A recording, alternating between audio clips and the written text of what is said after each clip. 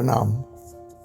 સુવિચારોની સંજીવની 504 પ્રેરણાદાયી સુવિચારો, સંક્ષેપ અને સંકલન શ્રી નવીનભાઈ શાહ. તો આજનો ટોપિક એ જ છે જે ગયા વખતે હતો, બિંદુમાં સિંધુ પાર્ટ 2.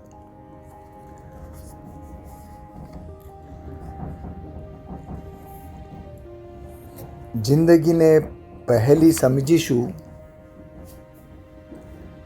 તો રોજ જ ઉકેલતા જ રહીશું, પણ જિંદગીને સહેલી સમજીશું તો રોજ જિંદગીને માણતા રહીશું.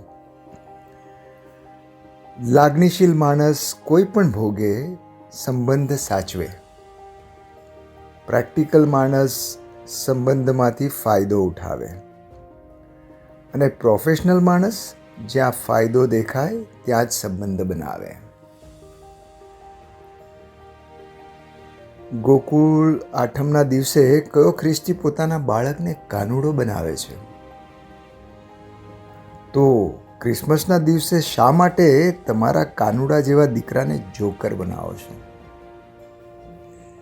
આજકાલ ઘણા બધા તહેવારો જસ્ટ અપનાવવા ખાતર આપણે અપનાવી લેતા હોઈએ છીએ, પણ તેના પાછળની ભાવનાઓ સમજ્યા વગર.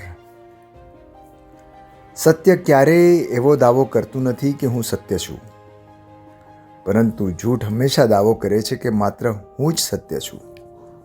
સાચી મિત્રતા ઓશિકા જેવી હોય છે. થાક્યા હોવ ત્યારે તેની સાથે તમે હળવા થઈ શકો. દુઃખમાં તેના પર આંસુ વહાવી શકો, ગુસ્સામાં તેને મુક્કો પણ મારી શકો, અને ખુશીમાં તેને ભેટી પણ શકો. કડવી વાસ્તવિકતાને રજૂ કરતું ટચુકડું વાક્ય પણ ઘણું કહી જાય છે. જે કાગળ પર અભણનો અંગૂઠો લેવાયો એમાં છેલ્લો મુદ્દો હતો કે મેં ઉપરની બધી જ શરતો વાંચી છે.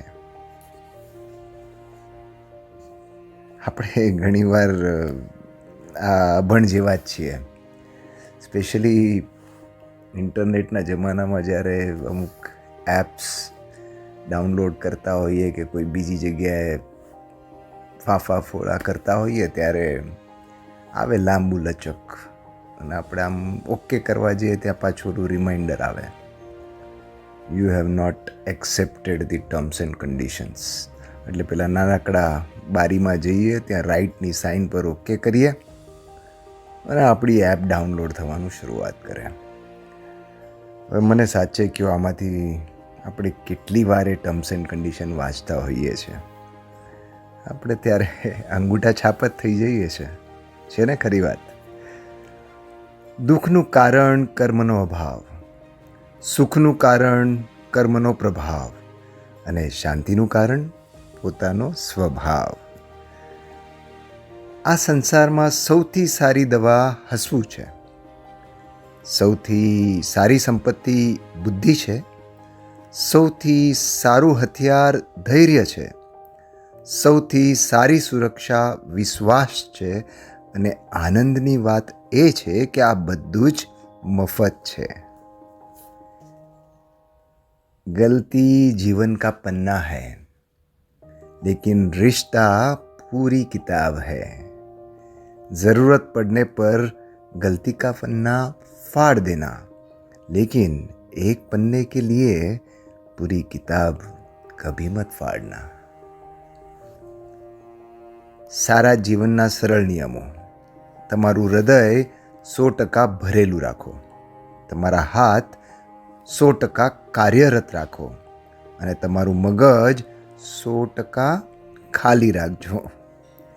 જ્યારે કોઈ પણ મૂંઝવણનો ઉકેલ ન જડે ને, ત્યારે એકાંતનો આશરો લઈ પ્રભુને પ્રાર્થના કરો. ક્યારેક જીદને પકડી રાખવાથી હાથ અને સાથ બંને છૂટી જાય છે. એટલે જીદ સાથે બહુ દોસ્તી સારી નહીં. સ્મશાનનું સિક્યોરિટી ચેકિંગ એટલું કડક અને જોરદાર હોય છે કે ન પૂછો વાત. પૈસા તો બહુ દૂરની વાત છે, શ્વાસ પણ સાથે લઈને નથી જવા દેતા. તો ચાલો હવે સમય છે તમને પ્રશ્નો પૂછવાનો. ગુરુદેવના પુસ્તક વોવમાંથી સિલેક્ટેડ પ્રશ્નો આપણે શરૂ કરીએ. તો પહેલો પ્રશ્ન છે, વિકાસની શ્રેષ્ઠ કોટીની ફળદ્રુપ ભૂમિ કઈ? બોલો બોલો.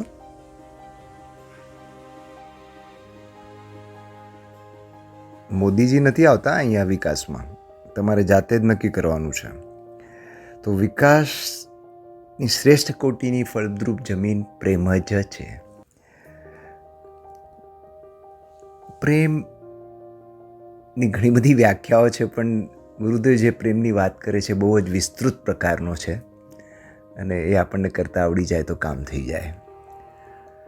સેકન્ડ પ્રશ્ન છે, માનવીય સંબંધોમાં અનિવાર્ય શું?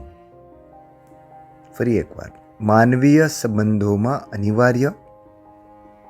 જવાબ છે સહનશક્તિ. સ્મૃતિ એ જો આવડત છે તો વિસ્મૃતિ? કળા. વર્તમાન યુગની સૌથી મોટી જરૂરિયાત? શું કીધું? મોબાઈલ?